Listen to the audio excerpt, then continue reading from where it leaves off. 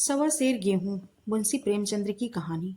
गांव का नाम था धनपुर। यहाँ के खेत खलिहान, तालाब और झोपड़ियाँ किसी कहानी की तरह सादे और सच्चे थे। इसी गांव में एक गरीब किसान रहता था, शंकर। मेहनती था, पर किस्मत उसकी कभी मेहरबान नहीं हुई। साल भर खेतों में पसीना बहाने के बाद भी घर में दाल रोटी का जुगाड़ मुश्किल से होता था। शंकर की पत्नी गौरी थी, सीधी सादी पर दिल से मजबूत औरत। वह दिन रात चक्की पीसती, गोबर से उपले बनाती और घर चलाने की कोशिश करती रहती। लेकिन गरीबी जैसे उनकी देहरी से लिपटी हुई थी, जाती ही नहीं थी। उस साल गांव में सूखा पड़ा, बारिश नहीं हुई, फसलें सूख गई। अब खाने का तक को अनाज नहीं बचा। शंकर ने कई बार गांव के महाजन लाला जी के सामने हाथ जोड़े। लाला जी, कुछ गेहूं उधार दे दो, फसल के बाद चुका दूंगा। लाला जी ने हंसते हुए कहा, अरे शंकर, तुम लोगों का भरोसा क्या है? फसल होगी तब ना दोगे कुछ, फिर ब्याज कौन देगा?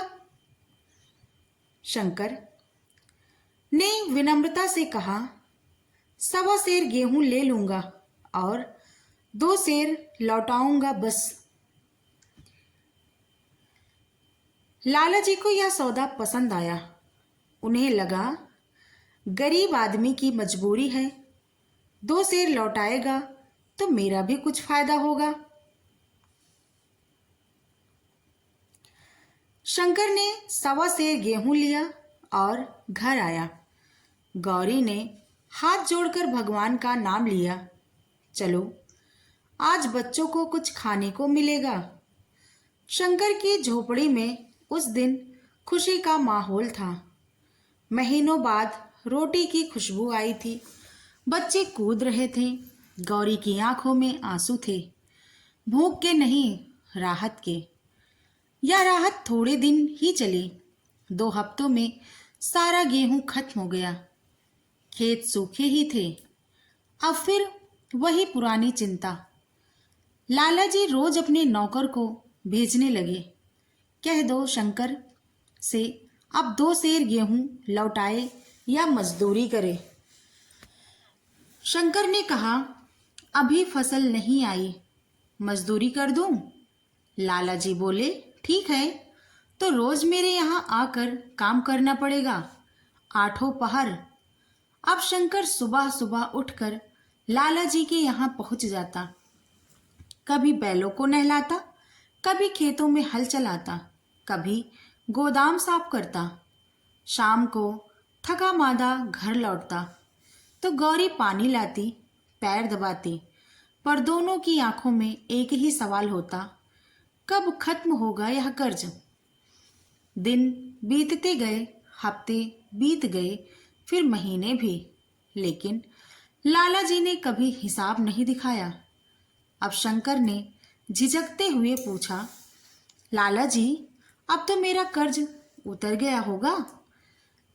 लाला जी ने हंसते हुए कहा, अरे अभी तो ब्याज बाकी है, जोड़ा जाए तो काम करना पड़ेगा। शंकर के मन में गुस्सा तो आया, लेकिन फिर सोचा, गरीब की क्या औकात। वह चुपचाप काम करता रहा। एक दिन शंकर बुखार में तप रहा था, शरीर कांप रहा था, पर लाला जी ने नौकर से आकर डांट कर कहा, चलो काम पर, नहीं तो ब्याज बढ़ जाएगा। गौरी बोली, आज इसे जाने दो, बुखार में मर जाएगा। पर नौकर ने कहा, मर जाए तो लाला जी का क्या दोष, कर्ज तो ब्याज सहित लिख लिया होगा। गौरी ने आंसू बहाए, हे भगवान, क्या यही न्याय है? कुछ महीनों बाद गौरी ने एक बेटी को जन्म दिया। नाम रखा रामधनिया। गौरी बोली, शंकर, अब तो हमारे घर में लक्ष्मी आई है, शायद किस्मत पलटे। पर किस्मत तो जैसे उनकी दुश्मन थी। फसल फिर खराब हो गई। लाला जी ने मजदूरी के बदले गेहूं देना बंद कर दिया और कहा, अब तो ब्याज बढ़ गया है, खेत गिरवी रख दो। शंकर ने कहा, खेत ही तो है, सब कुछ है हमारा। लाला जी बोले, तो फिर ब्याज भर दो, वरना खेत हमारे। बेबस शंकर को खेत गिरवी रखना पड़ा। अब शंकर केवल नाम का किसान था, असल में वह लाला जी का नौकर बन गया था। सुबह से शाम तक काम करता, बदले में 2 वक्त की सूखी रोटी मिलती। गांव वाले कहते, देखो, 1.25 सेर गेहूं के लिए आदमी अपनी आजादी बेच आया। शंकर यह सुनकर सिर झुका लेता, पर भीतर आग जलती रहती।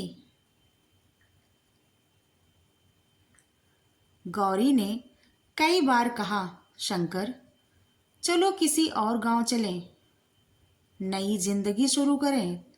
पर शंकर बोला, भागकर कहाँ जाएंगे? कर्ज का पाप पीछा नहीं छोड़ता है। साल गुजरते गए। रामधनिया बड़ी होने लगी।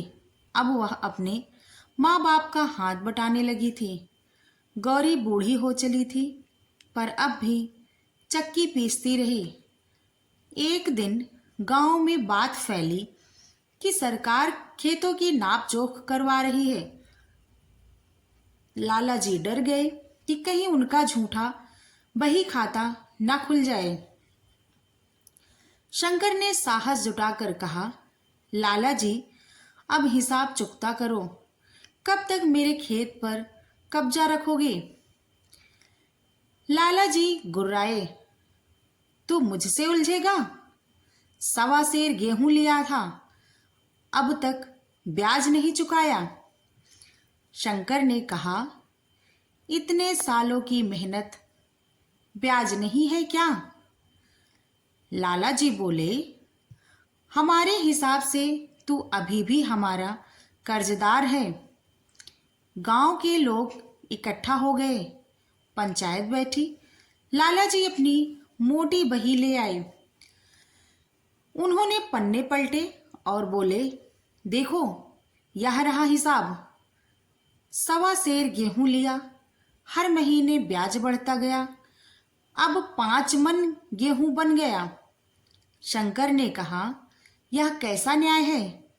हमने तो अपनी जिंदगी खपा दी।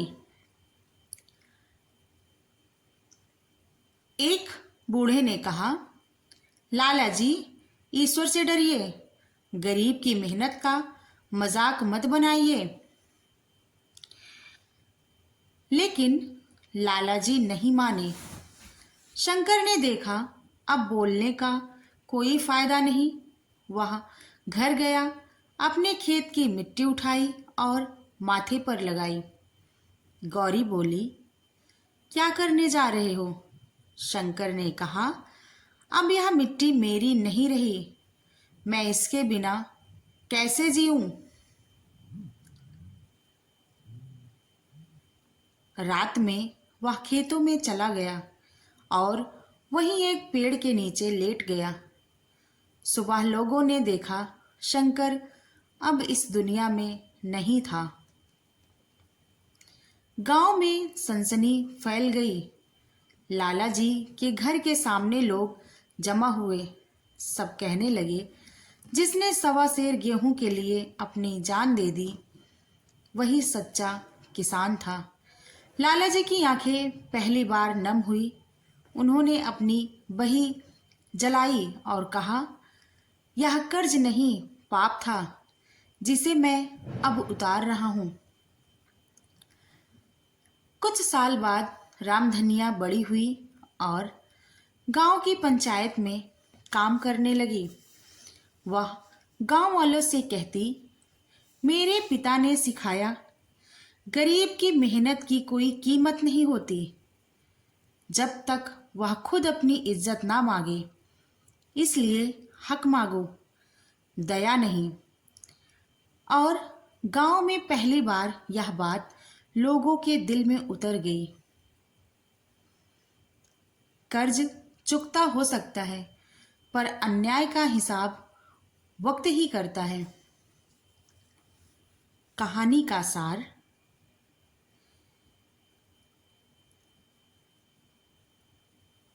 यह कहानी गरीबी, शोषण और न्याय की गहरी व्यथा सुनाती है। सवा सेर गेहूं सिर्फ अनाज का हिसाब नहीं, बल्कि एक सामाजिक प्रतीक है कि कैसे शोषक गरीबों की मेहनत को ब्याज और लालच के नाम पर निगल जाते हैं। मुंशी प्रेमचंद्र ने इसमें दिखाया है कि सच्चाई और आत्मसम्मान किसी इंसान की सबसे बड़ी पूंजी होती है, चाहे वह गरीब ही क्यों ना हो।